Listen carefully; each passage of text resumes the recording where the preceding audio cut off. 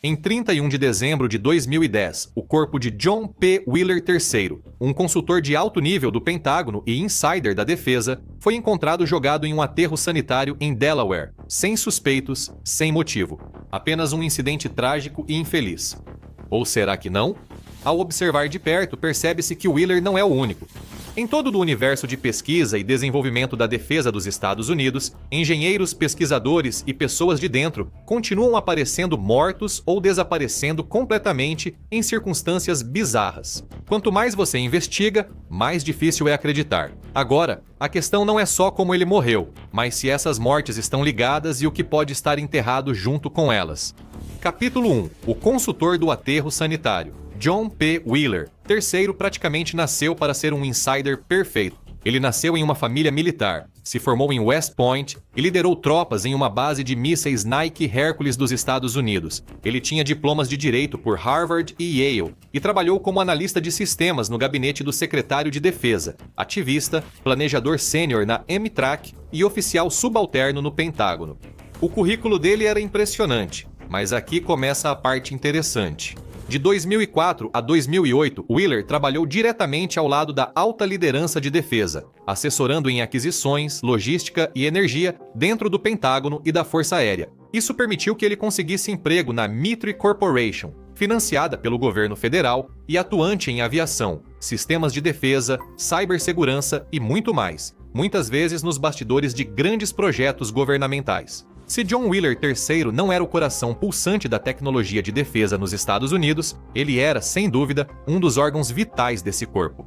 Em 2010, ele acrescentou mais um título à sua coleção, vítima de um assassinato perturbador e misterioso. De certo modo, as pessoas já esperavam atitudes estranhas de Wheeler, de 66 anos, um excêntrico que vivia no limite e explorava todas as oportunidades. Mas ele também havia sido diagnosticado com transtorno bipolar e foi internado em um hospital por causa disso em 2004. No final de dezembro de 2010, todos os seus piores problemas pareciam estar no passado.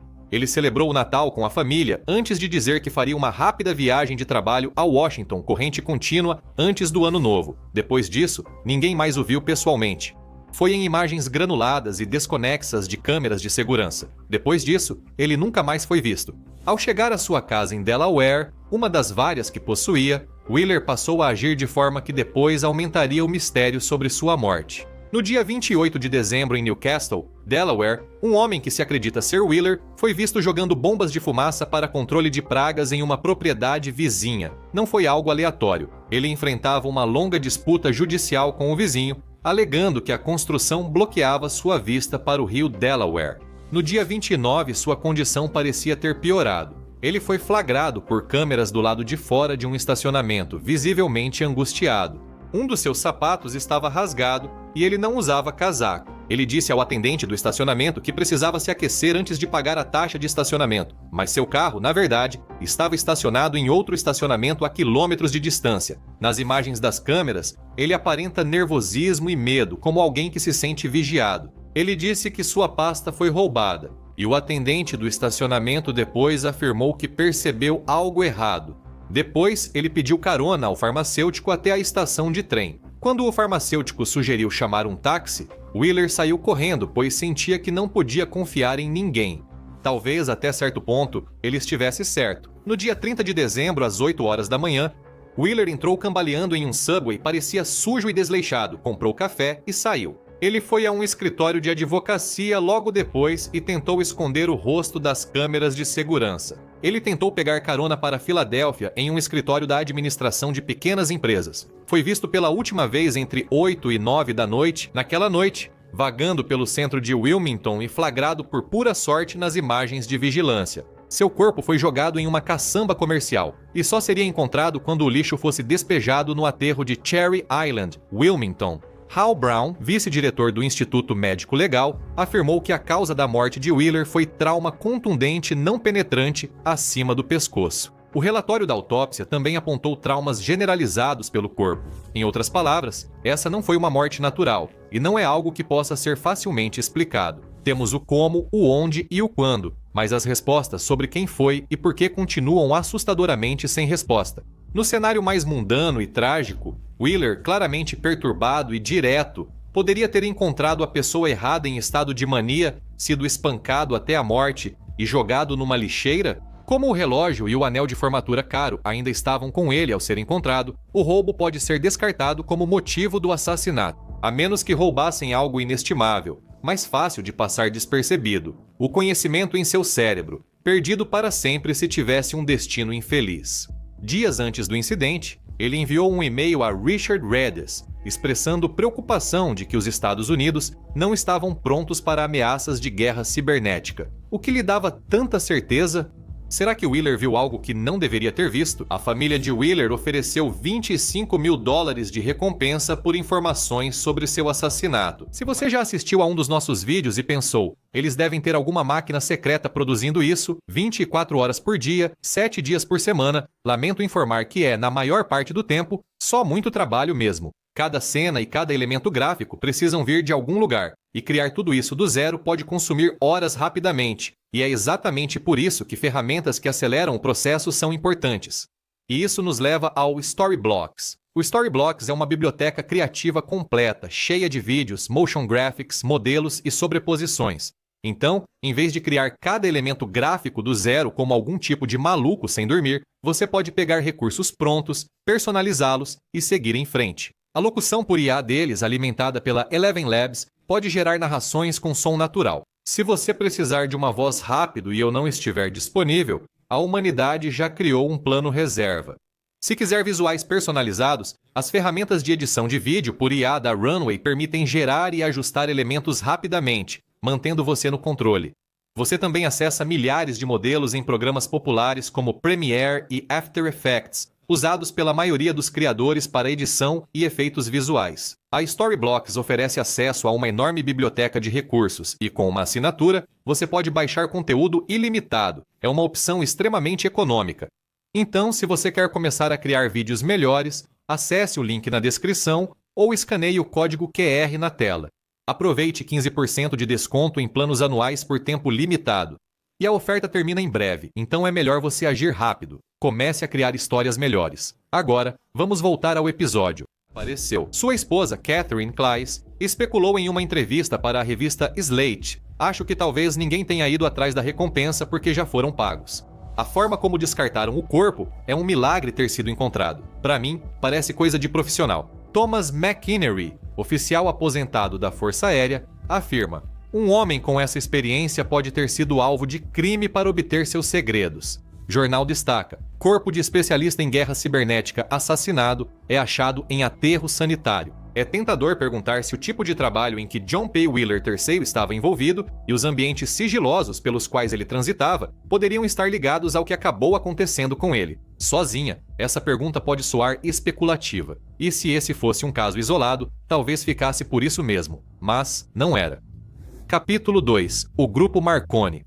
Quem trabalhou próximo ao governo em projetos de tecnologia, especialmente de propulsão, não desconhece mortes peculiares e violentas, mesmo quando não parecem condizer com o que sabemos. Isso inclui uma lista que começou a circular online de 25 cientistas que morreram em um período de 8 anos entre 1982 e 1990, enquanto estavam de alguma forma ligados ao infame programa de defesa chamado Guerra nas Estrelas. O caso ficou conhecido como Incidente das Mortes dos Cientistas da GEC Marconi, em referência à empresa onde trabalhavam. O Dr. Keith Bolden, um cientista sênior de computação no projeto, foi o primeiro após um evento social em Londres por volta de 1982.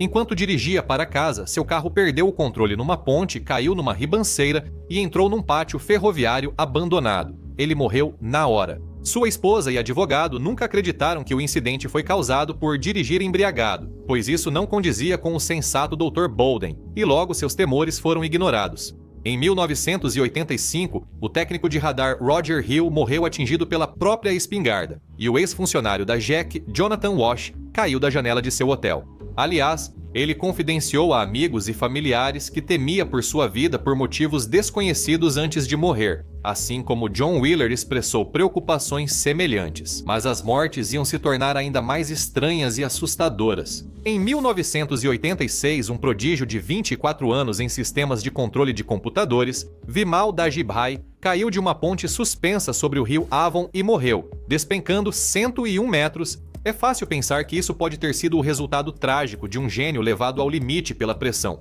exceto pelo fato de que isso não explicaria que suas calças estavam abaixadas até os tornozelos e ele tinha uma ferida evidente de injeção de agulha em uma das nádegas. Mas, de alguma forma, isso parece até tranquilo comparado à morte de Arshad Sharif naquele mesmo ano. Esse pioneiro das antenas parabólicas agia de forma estranha antes de morrer, mas nada preparou ninguém para o que veio depois. Ele amarrou uma corda no pescoço, passou-a por um galho e prendeu a outra ponta no carro, segundo o relatório oficial. A cena do crime, com o cientista decapitado no carro, levou os investigadores a concordarem. Em 1987, mais 2 pesquisadores foram mortos em circunstâncias suspeitamente semelhantes, Richard Pugh e Mark Wisner. Ambos trabalhavam para o Ministério da Defesa. Ambos foram achados com os pés amarrados e sacos plásticos sobre as cabeças, sufocando-os. Nos 2 casos, com meses de intervalo, o legista afirmou que os incidentes foram resultado de acidente durante prática sexual.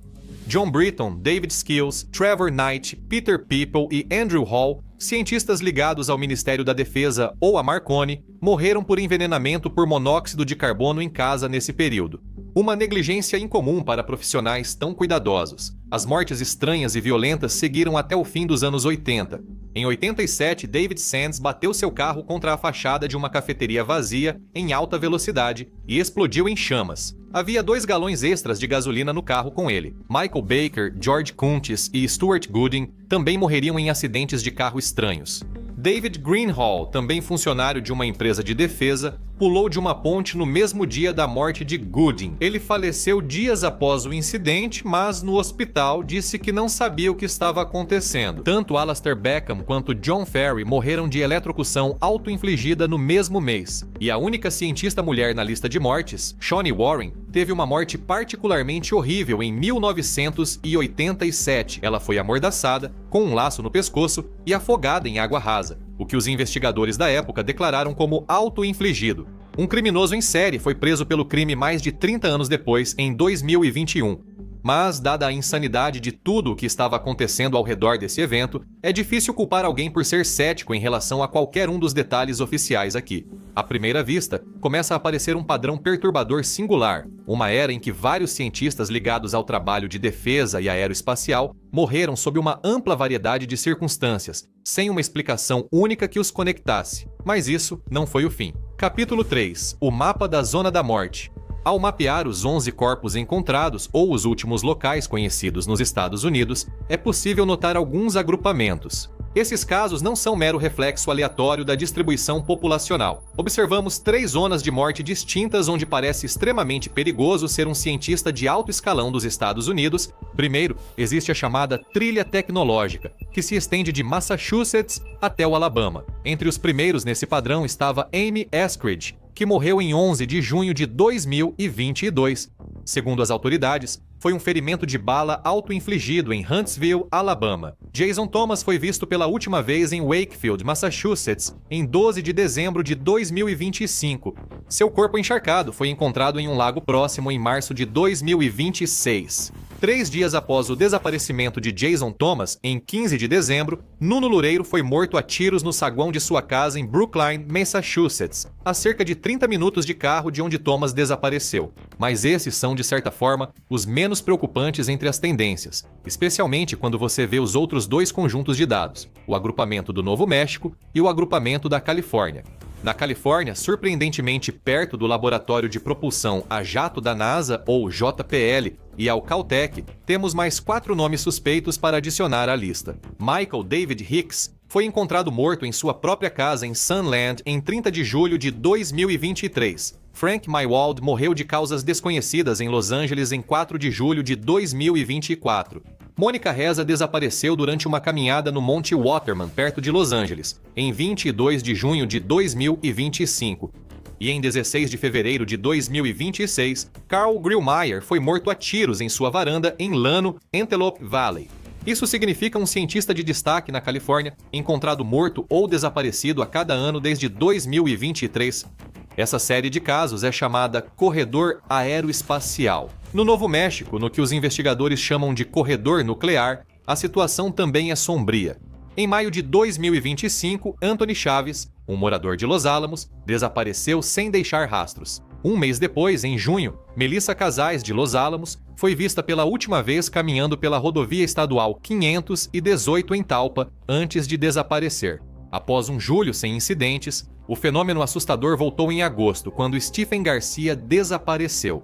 Foi visto pela última vez saindo de casa em Albuquerque com uma arma carregada, deixando o telefone e a carteira em casa. E em 27 de fevereiro de 2026, o major-general aposentado William Neal McCasland saiu de casa e nunca mais voltou. Pelo menos 11 cientistas morreram ou desapareceram desde 2022, juntamente com o caso isolado de Huntsville, concentrados em bolsões geográficos bem definidos em 3 pontos críticos principais nos Estados Unidos. Mas isso só acontece ao observar o panorama geral no mapa. Ao analisar os detalhes para entender as semelhanças entre os cientistas aqui envolvidos, é difícil não sentir um calafrio na espinha. Capítulo 4. Caçados e amedrontados. Como no grupo de mortes dos anos 1980, todos esses pesquisadores estavam ligados à indústria aeroespacial ou de defesa. Um era ex-cientista planetário do Laboratório de Propulsão a Jato e o outro, engenheiro em sistemas avançados de observação da Terra ligados a missões da NASA na mesma instituição. Outros passaram anos em funções técnicas ou de apoio em laboratórios nacionais, como Los Alamos e o Campus Nacional de Segurança de Kansas City, atuando em áreas de ciência de materiais, logística e infraestrutura. O padrão se estende ainda mais para a academia e para pesquisas de alto nível. Um físico de plasma que lidera trabalhos no Centro de Infusão de Ciência do Plasma do MIT aparece na mesma rede ampla que um pesquisador aposentado do Caltech, famoso por estudos de exoplanetas e matéria escura. Novas conexões chegaram ao Centro de Voos Espaciais Marshall da NASA e à alta liderança do Laboratório de Pesquisas da Força Aérea. Todos seguem um padrão parecido com a série de mortes perturbadoras da Marconi décadas antes. Mas poucos casos em tudo isso são mais estranhos e perturbadores do que o de Amy Eskridge, a pesquisadora de antigravidade autoproclamada de Huntsville. Ela foi a fundadora e CEO do Instituto de Ciência Exótica, uma organização de pesquisa que focava em propulsão avançada, energia de ponto zero e tecnologias de antigravidade. Perto do fim de sua vida, Eskridge aparentemente ficou extremamente paranoica em relação ao seu trabalho e começou a temer que estava sendo perseguida por pessoas com algum tipo de interesse no que ela estava fazendo. A paranoia chegou ao ponto de ela contratar um ex-oficial de inteligência britânico para vigiá-la, mas isso não bastou. Ela afirmou ter sofrido ataques físicos, como queimaduras de algum tipo desconhecido de arma de energia direcionada, e ataques psicológicos, como assédio e vigilância constante. E o mesmo destino aconteceu com Eskridge, que foi encontrada em sua casa morta por um ferimento de bala, com uma arma abandonada por perto. Parecia um caso bastante simples e direto, à sua maneira incrivelmente trágica. No entanto, um dos amigos de Eskridge relatou uma mensagem que ela supostamente deixou para ele divulgar antes de sua morte que dizia: "Se você vir qualquer notícia de que eu me matei, eu definitivamente não me matei. Se você vir qualquer notícia de que eu tive uma overdose, eu definitivamente não tive. Se você vir qualquer notícia de que eu matei outra pessoa, eu definitivamente não matei ninguém." Apesar disso, as palavras de alguém em sofrimento mental extremo devem ser consideradas. O pai de Eskridge afirmou que sua morte não foi totalmente fora do comum, devido aos problemas crônicos que ela sempre teve. O que isso significa? Provavelmente quase nada. Quando analisamos de perto, levando em conta tanto as causas da morte quanto a natureza específica do trabalho de cada pessoa envolvida, é altamente improvável que isso seja algo além das tragédias aleatórias da vida e da morte para todos os envolvidos. Muitos amigos e familiares de desaparecidos e falecidos acharam absurdas e exploratórias as teorias da conspiração online sobre seus entes queridos. Mas se você trabalha na indústria aeroespacial, provavelmente não faz mal manter um pouco de cautela, só por precaução. Porque esses padrões costumam persistir, permanecendo no fundo da mente mesmo após os fatos parecerem resolvidos. Confira porque todos ligados a JFK foram mortos de forma súbita e misteriosa, ou assista a isso aqui.